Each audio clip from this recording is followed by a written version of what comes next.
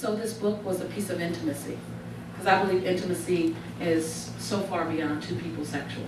Intimacy, true intimacy, the fulfilling intimacy is in, to, me, I, see. That's good, you can have that. And so how the law of attraction to me relates to the law of no matter what is that the law of attraction says set your intention. If like attracts like, if you think it, you'll manifest it. Whatever you're thinking about is what's coming up in your life. And all around the world, I would get people saying, Lisa, I've been doing The Secret, I've been thinking and focusing, and nothing's happening. And I go, well, did you get up? Leave the house today?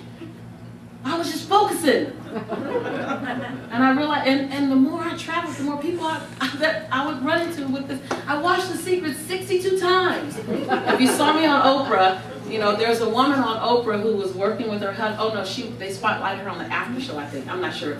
But she was the first person I heard say, I watched The Secret 62 times. And all of a sudden, all around the world I hear 95 times, 172 times, 89 times, 300 times. I'm like, good Lord, what are you guys doing in the middle of the day? You cannot watch it that many times after work. Are you working? Or what are you doing? And but whenever someone watched it a lot, they would also say, but it's not working for me. And what I realized is that we spent 91 minutes on the video just to get you in the mindset. There wasn't any time spent on the action. And there shouldn't have been. Because it took 91 minutes for you just to get, you know? Because we want to jump to action so much that's so fast sometimes we haven't gotten the idea really sunk into our hearts. So it was 91 minutes of giving you an idea, a way of thinking, a way of knowing. And so no matter what, really picks up from there. No matter what says, the law of attraction is wonderful and it's great and it's real. But nothing really happens until you add the law of attraction to the law of no matter what.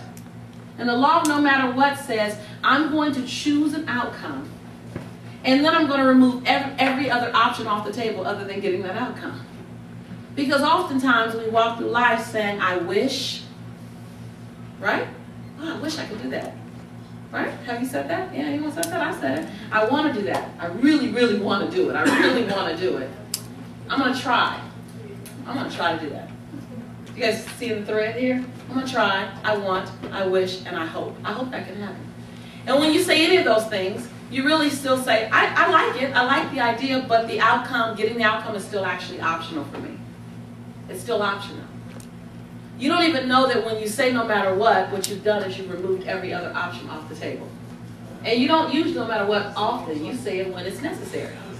And when it's necessary, when you say it, everyone goes, well, okay. Like, we are going no matter what. I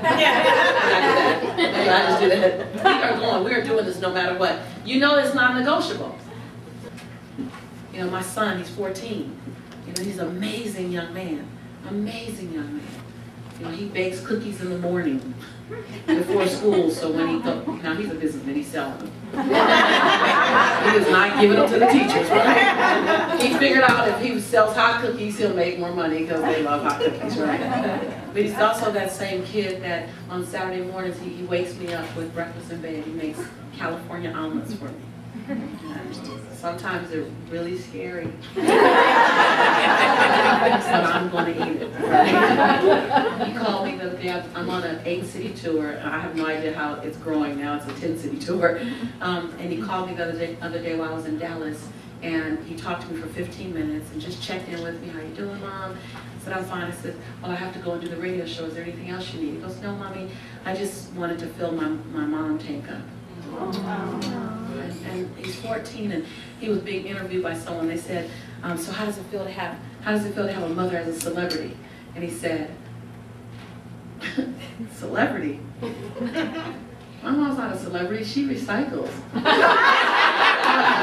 have no idea what recycling has to do with celebrity. And then he told the woman who was interviewing me, he goes, I don't know what it feels like to have a celebrity mom. We don't do celebrity at my house.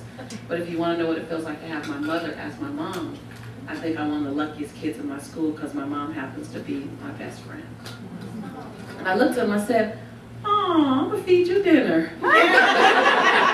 He was on his own at first. He's 14. He will find something to eat, right? But you know, even in the greatest relationships, things go left sometimes. You know, my son loses his mind sometimes. And I'll say, honey, look behind the couch. And he says, for what? I said, for your mind, because you must have lost it. Why'd you do that? Honey, go look in the closet for your mind. And what I realize is, it's not in expecting everything to go right. It's in bouncing back sooner, quicker, faster. It's not in getting upset when something went wrong. It's bouncing back sooner, quicker, faster. It's not replaying the story 100 times while you're still stuck. If you're going to replay the story from the other side. Don't replay the story while you're still stuck. Yes? That makes sense? It's just about developing your bounce back muscle. I visualized being on the Oprah show for years. And don't judge me when I tell you this story, please. Okay? Because it doesn't make any sense. I'm just telling you that right now. Well, it's not going to make sense. But, you know, everything doesn't have to make sense. I visualized talking to Oprah, and I would do something whenever she turned her head. We'd be sitting on her cream leather couch on stage, right? And every time Oprah turned her head, I would sneak and do something. I would reach out and I'd smell her cream leather couch. It doesn't make any sense, I know. But it was my dream, right? I get the dream when I'm right? And she'd turn her head and I'd sneak and smell her cream leather couch. And when she turned back around, I said, so how's Gail? Dogs. And I don't know why I wanted to know what her cream leather couch smelled like, because I know it's the best leather. It's the best leather. She's going to get the best leather, right? So I want to know, what does her leather smell like? And so when I got called to be on the Oprah show, I kid you not, I was like, yes, yes, I get to meet Oprah, yes, and smell her cream leather couch. I have no idea why this was important to me. I still don't know. It was just, you know, you get fixated on something. It's like you become a dog with a bone, with a bone, right? Wouldn't let it go. So I get to Oprah. And I'm in the green room, and I'm sitting there going, yes, yes, yes, yes, yes. 50% for her, 50% for what? Cream leather couch. And they were very kind, they're very gracious. They were saying, we really love you, you're great in secret, you know, we can really understand you, and you're really down to earth. I'm like, yeah. That leather gonna smell good. I walk out on stage, and what's on stage? Right. No leather couch. 5 stools. Right. I was traumatized.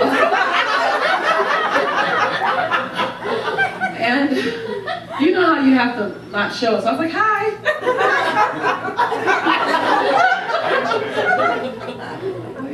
Like, I did not plan for it to happen this way. And she was excited, and I was excited, but I'm curious, and where is it? We sit on stage, have a great time. For those who want to wonder, Oprah is exactly like she is. She's wonderful, and she was consistent. And I left walking off the stage still wondering. I asked the stage manager, where's your prop room? He said, oh, it's down the street around the corner. I'm like, oh! Now, I say that to say, sometimes some of the best things have happened in your life.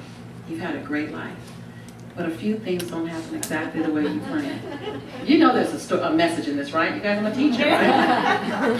You know, I have that story. And here I was on the Oprah show.